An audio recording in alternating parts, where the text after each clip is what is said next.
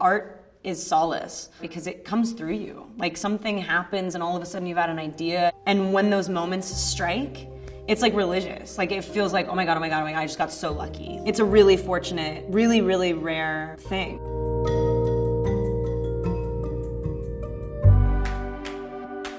So The 13th Year was a movie that my mom was a script supervisor on. I initially, as a little kid, kind of going to set and hanging out with the crew, and I would see other children on set and think like, well, what are they doing? I want to hang out with you guys all the time. Why do I have to go back to school? Why do I have to leave?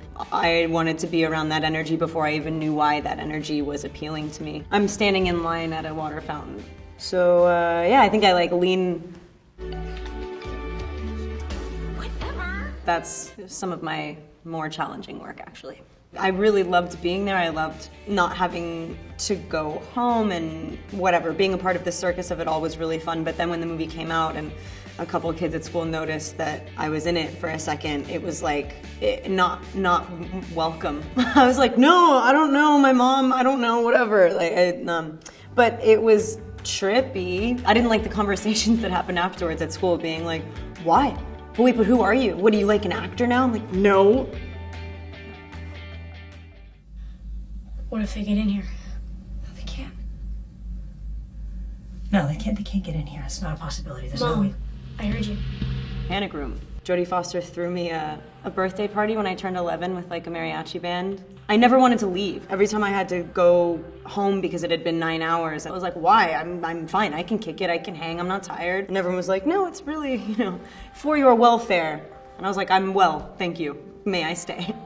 In terms of preparation, you kind of acquire as much information as you possibly can, and then you kind of hope that it becomes something physical, but I can never get anything up on its feet until it's the word go, until it feels like there's like an honor to the moment and there's a reason why you're doing something as absurd as pretending to be someone else. I had to learn how to have a seizure. I remember it scared everyone else so much. Just thinking like, oh, this is very intense for a little kid to do, and watching the videos might be traumatizing for someone that age, and I like broke blood vessels in my eyes and like and I remember being like, what? It's cool. Now things affect me. I'm like sensitive. But when I was little, I was like, I can do it. Nah, no big deal. Whatever. Yeah, it was a good first taste. It was like not an easy job. I mean, we really had to like delve into some heavy stuff, and I turned 11 on that movie. Like that was some formative time. My room. Definitely my room. Catch That Kid. It was a movie about a little kid who robs a bank to save her dad. And I was like gut-wrenchingly obsessed with this. Who has the codes to all these? Oh, they're different from room to room. It was my first starring role, but even with a tiny little part on a movie, everyone is holding this really precarious bowl of water, hoping that not one drop slips. And I felt like I would have done anything for the film.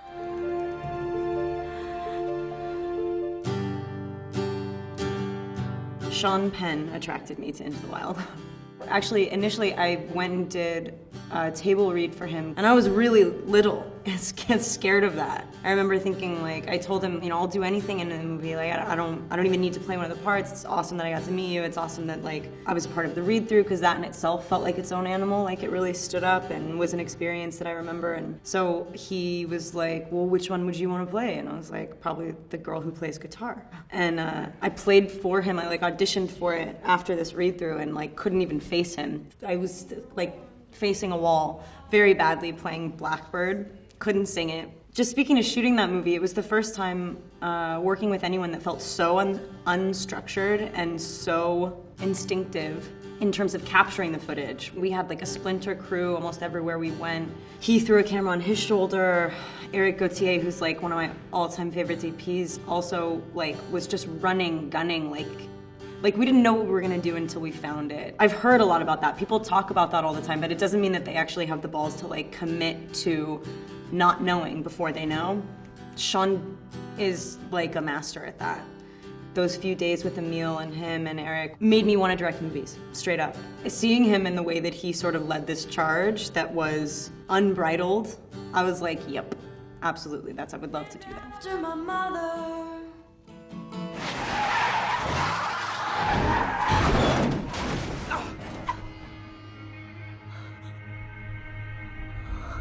When we did Twilight, I knew that the fan base was big for the book. There was no way of preparing for the response that it had. We went to Comic-Con, and there were so many people there, like, that knew more about the series than I did. That was kind of the first indication that it was going to be what it was, and the idea of doing a sequel at that point for me was absurd. It was weird for me to all of a sudden be asked the question, like, okay, well, now that we're here, how do we do this right? How do we capitalize on this, basically? Suddenly the chance to kind of like kick back and go, well, the best experiences I've had on any project of any kind has been when you are naturally and instinctively drawn to a person, and there's something that you're both thinking about or meditating on that becomes obsessive and compulsive. You make a movie, because that's all I know.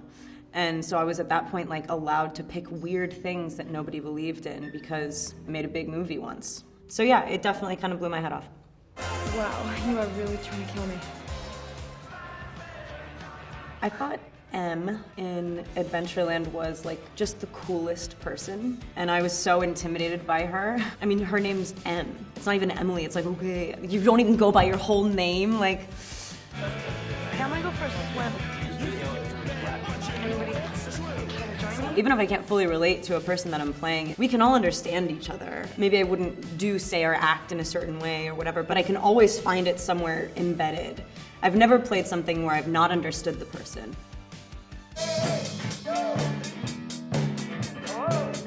Pick up the phone!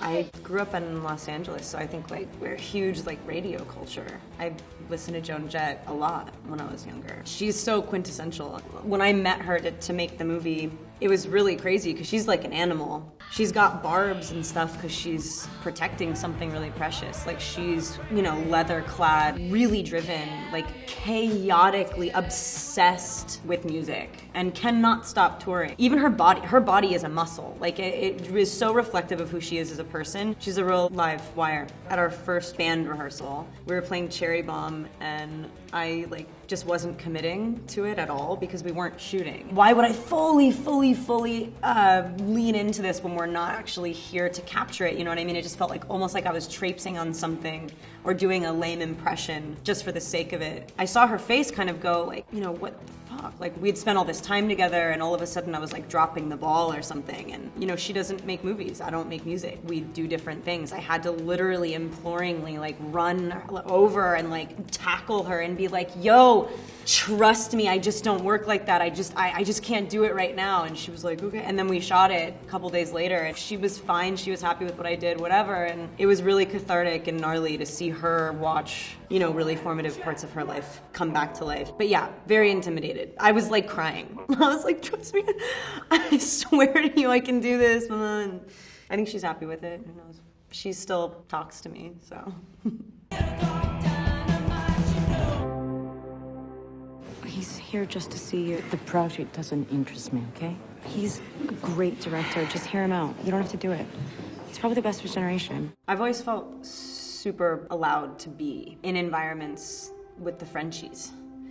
It's funny, like even in doing press and having like meetings with French filmmakers and working with Olivier now a couple times, subverting material is their game. I mean, like making something feel alive and in the moment and unplanned and existential and weird, but not holier than thou. Like there was just this thing where I felt like I could bash my head into a wall trying to figure something out, and that would be the moment, rather than going like, why haven't you completed a perfect sentence? It was like, no, of course, this is beautiful. You let her do what she's gonna do. It's like, yes, that's what we're all trying to do.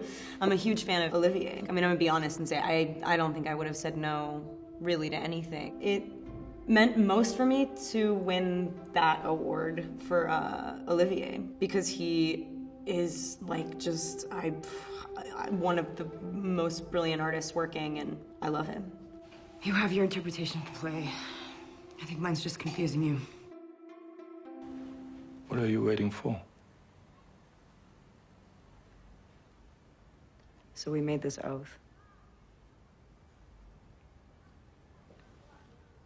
Whoever died first would send the other a sign. A sign? From the afterlife? You could call it that. You could call it a million things.